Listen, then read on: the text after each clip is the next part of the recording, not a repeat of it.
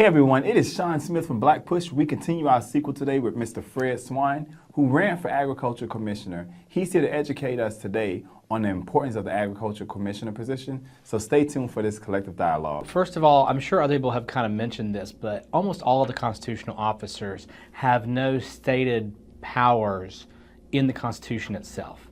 Basically, the Constitution says that all of the powers, duties, responsibilities, etc., will be given by the legislature. So this moves from legislature to legislature. Right now, what the Georgia legislature has deemed for the Commissioner of Agriculture is not only regulating farms and farming activities, and but also dealing with our produce and trade, trying to establish trade relationships for our larger marketers. But also there's a lot of other things people don't realize, like we not only deal with large animal agriculture, cows, pigs, horses, but also domestic animal, what they call companion animal agriculture. So that's dogs, cats, the Department of Agriculture licenses all veterinarians, all animal rescues, all boarding facilities. If you are going to breed more than one litter a year, especially of dogs, you have to have a license with the department. Not everybody follows that, and there are a lot of problems with companion animal throughout the state. We obviously regulate things that people wouldn't think about, the gas pumps. If you ever pump gas, there's like a sticker on there that says when the pump was last inspected, and it'll say that's from the Department of Agriculture. People are like, agriculture and gas pumps. They also regulate grocers, so supermarkets, so checking the temperature of the freezers, making sure that they're keeping up to date, things on the shelves, the place is relatively clean. They are licensed by the department. And weights and measures, interestingly enough, keeping up with the Georgia standards for all official weighing and measuring of various things, including things just as simple as the weights you use at a grocery store to the weights they use at some truck stops, things like that, and just calibrating them, that sort of thing. Pesticides, not only because obviously dealing with agricultural products, but also they license all of your home pest control people. So anybody who deals with those kind of chemicals has to go through the department. It is an extremely powerful office that nobody thinks about. And in my opinion, as I've said many times during the campaign, it's, other than governor, probably the most powerful office in the state of Georgia, just with not only the things it controls, but the impact it can have on people's lives. Wow. And now, as you mentioned about gas stations, and is that because of the environmental aspect of it, because the tanks are underground and runoff water, that kind of stuff? You can get there from there, but the real reason is because the legislature put it there. It used to be, many years ago, under the Commissioner of Insurance, because the Commissioner of Insurance's official title is Commissioner of Insurance and Safety Fire, which I don't know why it's not fire safety, but it's safety. That is actually what it says, safety fire. It used to be there, and then they moved it to agriculture. Now, yes, you can say it is about protecting the environment because of concerns around that. And I think that that's a good way to think about it, because I think that not enough people think about agricultural impacts on the environment. Mm-hmm. Agriculture is one of the leading contributors to greenhouse gas emissions through methane. And I think that if we begin thinking about regulating environmental concerns from an agricultural standpoint, will actually have a bigger impact not only on climate change in general, but also, solid waste runoff into our rivers and streams, and the overuse of pesticides and herbicides getting into the air. These are all real costs that communities have to pay on some level to clean it up. And so I think that we should really begin talking in dollars and cents about the price of cheap agricultural products versus the overall cost to their local communities in cleaning up some of the degradation that some of these businesses engage in. Now, I want to say this, many farmers are very good stewards of their land, and most of these small family farms take better care of their land than the average home buyer. Because they're going to, their wealth comes from the land, they're going to give that to their children and their children. It's the big ag conglomerates that really are the ones who need to be regulated more than anything. The position of Commissioner for Agriculture, how does that affect the everyday voter?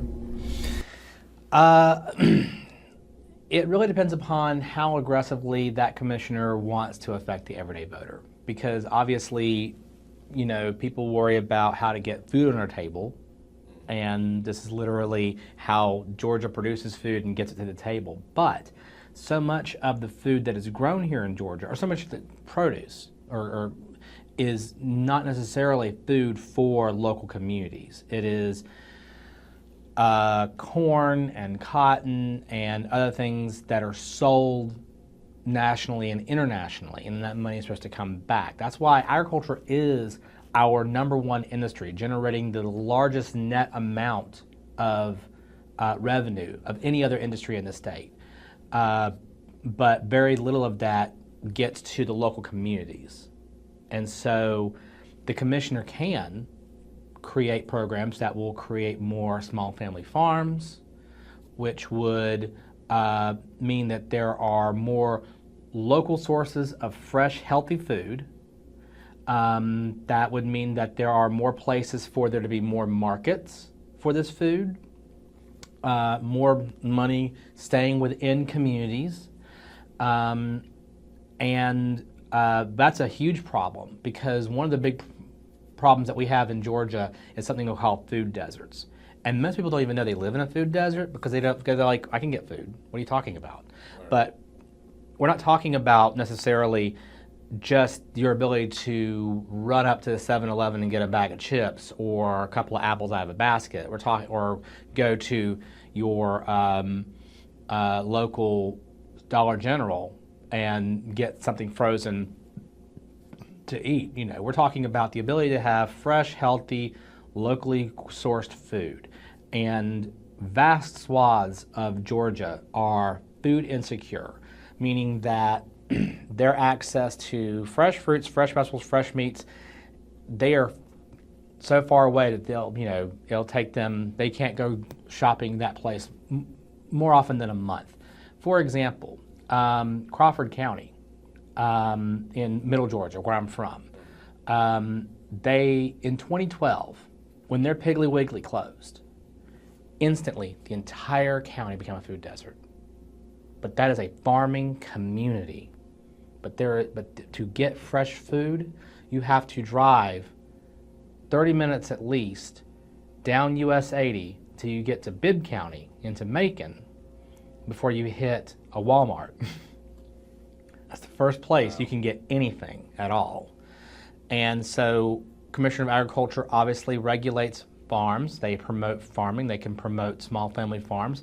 They also regulate supermarkets. So when we're about to see a supermarket closure, they can be proactive, step in and say, hey, how can the state help this place from closing down, as opposed to how can we help not lose it? Right.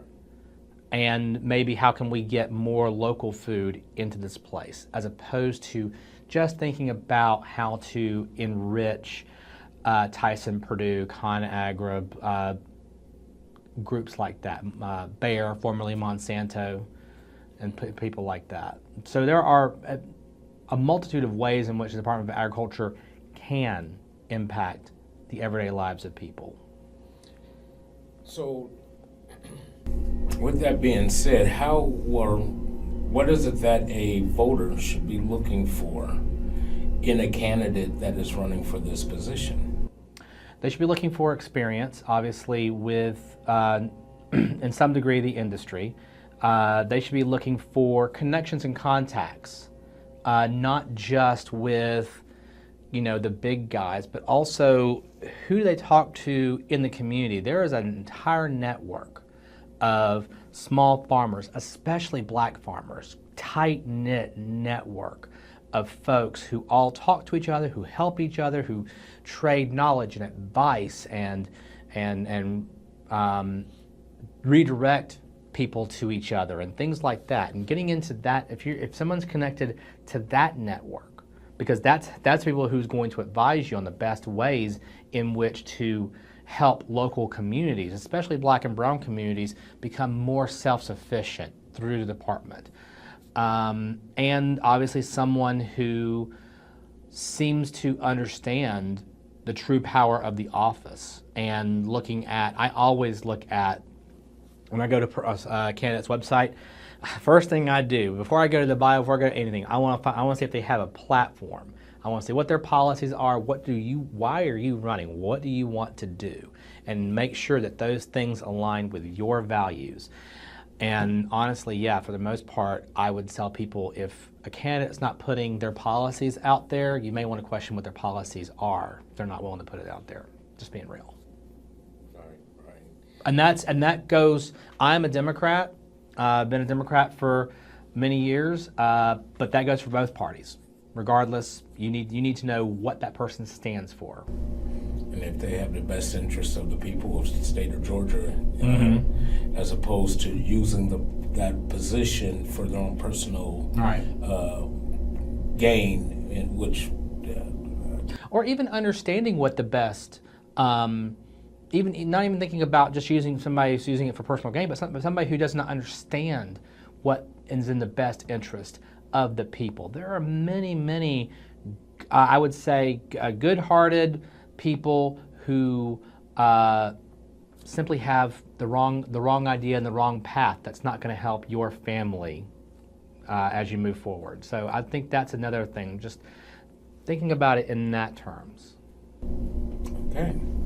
I tell you, it sounds like it's a very, very important position here in the state of Georgia that the voters definitely need to get out and do the footwork and, go ahead and click a few buttons and get some information and knowledge for yourselves as far as the Commissioner of Agriculture is concerned, the candidates that are running for that position. That way we can make an informed decision, because it does come back to, it will hit home. There's a reason why Maslow's hierarchy of needs, food and shelter and whatnot, are on the bottom, and agriculture impacts all of that. It's normally roughly defined as food, fiber, and fuel. So, you eat, clothes you wear, and stuff to fuel vehicles and whatnot, or, timber, whatnot to build housing, etc. But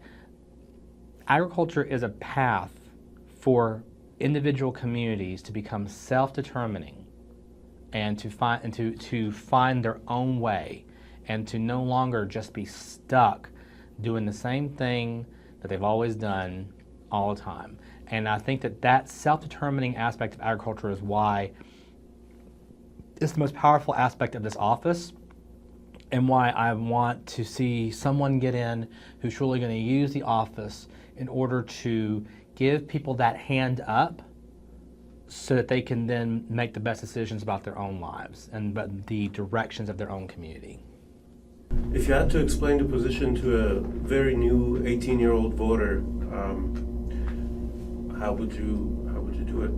Well, if for someone, say, like maybe graduating high school and looking at their options and what they kind of want to do, I would talk with them about their future and where they see themselves going, and kind of, how they're going to feed themselves and their families. And I would basically, on my old campaign, my my finance director said that when she first came on, she thought it was not going to be nothing but cows and corn.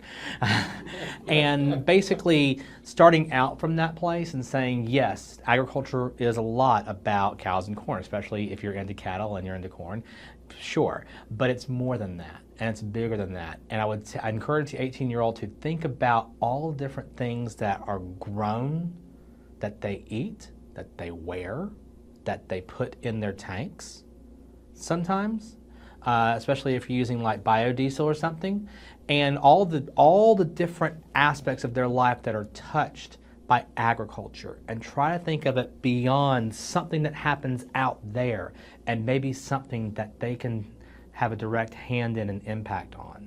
That's kind of the way I would explain it. It's the old traditional farm thing is a starting point, but we can think beyond that to how can you use it to grow your future. The only thing I would add is just I hope that every voter thinks about how agriculture can directly impact their lives when they're going to the ballot, and I hope that they can begin having a curiosity about how they can get involved in Georgia's largest industry on their own time outside of that. Because I think that there's a ton of opportunity, but I also think that there are ways in which there's an opportunity not just for the individual, but for communities as well. And I would love to see more people taking this as a jumping off point to looking at urban agriculture, to looking at individual processing of agricultural goods, that sort of thing, looking at the opportunities that are there. So this is like I said, I believe in agriculture as a vehicle for self-determination, and I want everybody to begin seeing it that way as well. Thank you so much for being tuned to our conversation today. Hopefully you learned more about the state office we talked about today. Please don't forget, register to vote, get out and vote. November 8th, your vote makes a difference. Let's let our voices be heard.